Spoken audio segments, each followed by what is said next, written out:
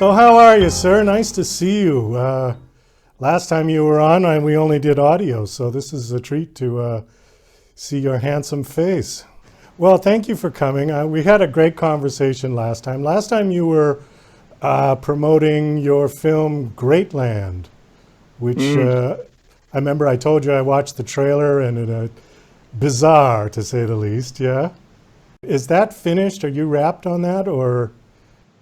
We've wrapped. It's in post-production, and they have told me that it will be out sometime this year. So I don't know when or what that is. You know, actors we get divorced from the process, and so a lot of times we just read that a movie has come out. They don't tell us much after we're done. So one of the topics that you had sent over that you wanted to talk about, well, two actually. Tell us a little about your podcast, Gothic Goodnight. Oh, thanks for asking. That's my baby. I started during the early days of the pandemic when I was just freaking out. And I started reading Edgar Allan Poe stories to kind of calm me down at night. And I thought, I wonder if other people would like being read to at night. And so I decided I'd do like creepy bedtime stories. So it's very short, 20, 30 minutes tops. And, you know, I welcome people into this mythical Gothic library. I'm the library keeper. Invite them to sit down amongst the dusty books and breathe in the Egyptian dust of the ancient volumes. Wow. And we do a reading for bedtime, and at the end I get very quiet and tell them everything's okay and put them to bed. And I've actually had several people who wrote to me who said, it really relaxes me. It's like an adult bedtime story by a kind of creepy host. So, yeah. So do you do the creepy voice and everything? Do you have any sound effects, or is it just straight? No sound effects on purpose, because I'm really into the human voice. I just love what the voice can do. And so I wanted to do everything like the changes in volume and pitch and the characters and all of that, because when people hear sound effects, they start to think, oh, this is produced. But I want them to get the feeling that there's one person sitting in your room with you. You're closing your eyes and they're doing everything with their voice. I'm really into particularly in horror, what the human body can do, the voice, the body, you know, as much as we can contain within ourselves, because we live in these things, right? Yeah, exactly. We're trapped in them until we die. And so I love to play with what the body can do and try to do that with the voice for the podcast. Do you do this live? No, You pre-record it, yeah. Yeah, I script it, and I worry about every word, and then I try to deliver it as if it's just off the cuff. You know how that goes. Well, I was kudos to you if you could pull that off live. I mean, it would be. Oh no, you know. I always need a script.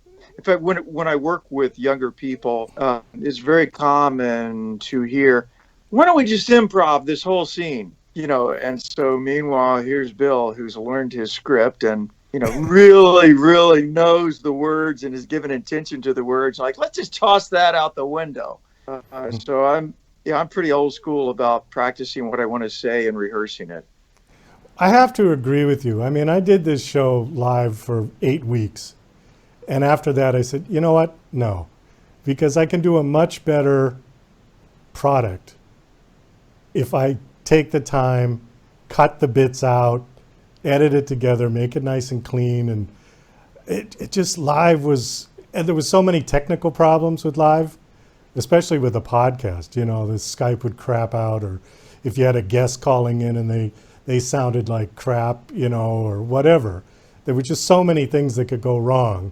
And people would end up laughing about the things that you didn't really want them to be laughing about, you know. And I think what that. You're saying is to respect the listener, who's the customer. I'm really customer based. You know, exactly. We all have our ultimate. This is a business, and we all have customers, and it shows respect that you took the time to edit it and try to produce a nice product. I agree. Yeah, and you know, then I'm happier with it too. The customers will like it. I'm happier with it.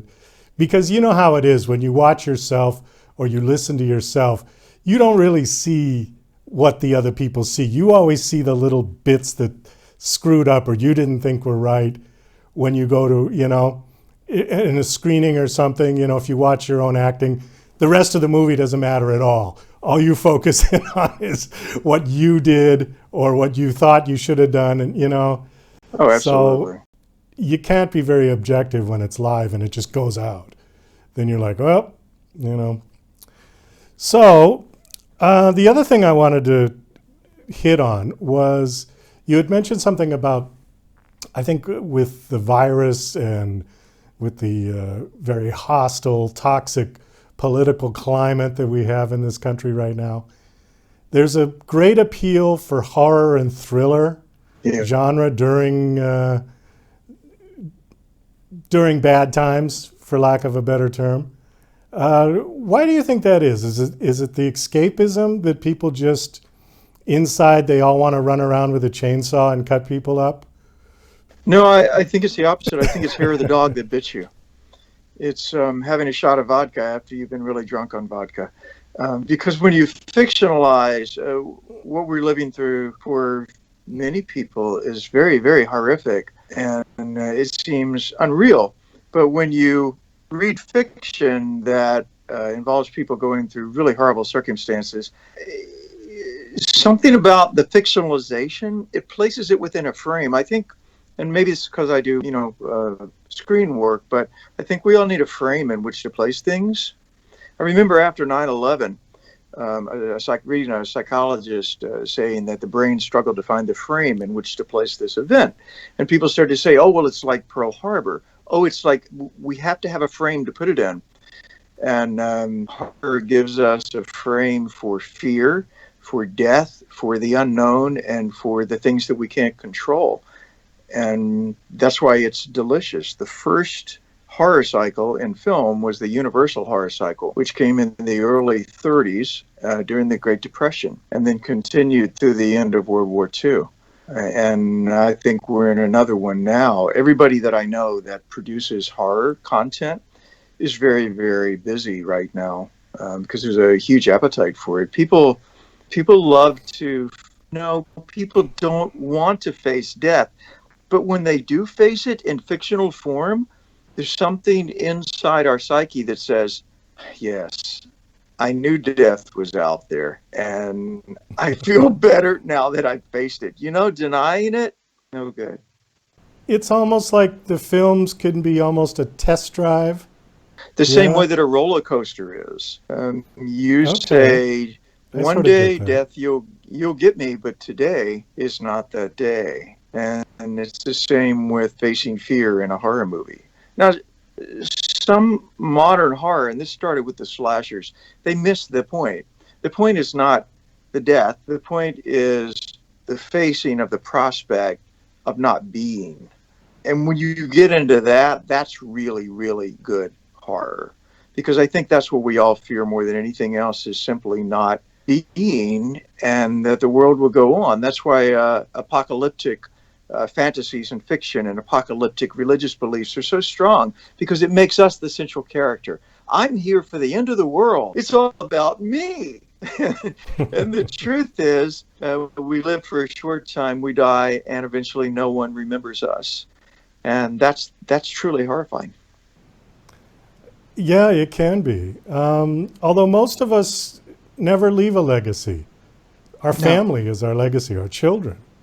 And You know, even if you do leave a legacy, it'll become bastardized. You look at someone like Abraham Lincoln, who when Lincoln Portrait was written, Copeland did Lincoln Portrait. I remember Henry Fonda's narration was Abraham Lincoln, 16th president of these United States, is everlasting in the hearts of his countrymen. Well, he's not anymore. He's a caricature. He's used for political campaigns or he's used for President's Day sales, with his mouth moving. No matter what you do on this earth, it won't be remembered in its pure form the further away we get from you. So it's useless to try to leave a legacy. I think our legacy is, this is our legacy right here, what you and I are doing right now. That's a legacy, the way that we treat one another. well, that's true. Although we could take it one step further and say that maybe this video will be around for another 100 years. Who knows? Film is a great legacy. And if it is, here's the real responsibility. Will anyone watching what you are saying right now, will it ennoble their life? Will it lift up their life? Will it aid them in navigating their world in any way? Or is it simply a piece of throwaway? And that, the horror films that I do, a lot of them don't have any aspiration to be anything other than throwaway. But the good producers and directors and the actors try to find ways to put a moment in it that someone in the future would say, that's humanity. And I recognize myself in that dark mirror. Do you have a favorite horror film? I have two. One is strictly in the genre of horror, and it's The Exorcist. The other is not generally considered a horror film, but it is to me, and it's Amadeus. Amadeus. Okay, that the one with Mozart? Yes. I don't remember that being a horror film at all.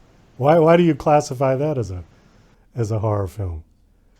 To me, it's a psychological horror because what Salieri faces is what all of us secretly fear, is that we won't matter. He's a mediocrity. It drives him insane that gifts are given arbitrarily by God or by the universe. Gifts, it's almost as if they're tossed down from heaven and they land where they land. And when they don't land, they don't land.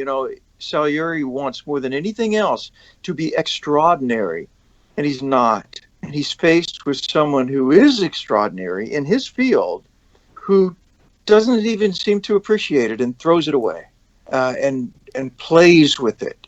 And so Salieri is slowly driven mad by this desire to be extraordinary. And the great scene toward the end of the movie where Mozart is dictating music to him. He's on his deathbed and Salieri is trying to steal the Requiem from him. And Mozart is doing the confutatis maledictis, flames acrebus. And Salieri, he can't hardly understand the music and he's writing it down. And Mozart stops and says, "Do you believe it?" And Salieri says, "What?" He says, "Eternal flames that burn you forever." And Salieri says, "Oh, yes." And then they go back to the notation. So, yeah, he believes it. He wants it for Mozart and he fears it for himself. It's a very dark psychological film to me because of my personal perspective. The Exorcist I like because there's very strong evil, very strong good. They clash on equal terms. And one is not stronger than the other. And at the end, you don't know which one won.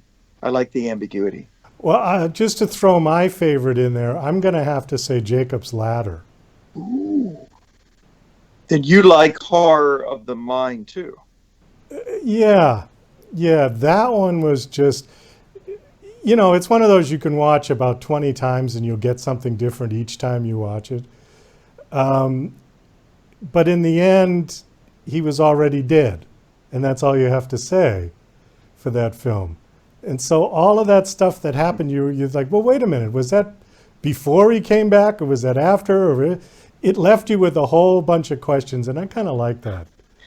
To sum this up on a note that we're going to have to go out on, unfortunately, what is the mark of a great man then? Is one who doesn't necessarily leave a legacy at all, but it's what he did at his time on Earth, at the moment he was here. If anybody remembers it, it's sort of irrelevant, I think, yeah? I like that very much. It's been the most meaningful moment of my day. Thank you. Oh, well, you're welcome. Bill, that time just went like that. We have got to wrap, unfortunately. Thank you so much for coming on. This was fun. And anything you want to promote right now? Any projects you're working on? I always feel horrible promoting, but I will say, because the producers like it when I do, that I have a movie, Painkiller, that'll be out in the next few months and deals with the opioid epidemic pretty timely. And so I would like people to check that out. And Great Land will be out later this year. As you say, in the end, none of it will matter, but maybe it might entertain people. Well, I hope so. That's what we're here for, right? We're here to be the clowns, to entertain. and Thank you, hopefully people Douglas. get a laugh.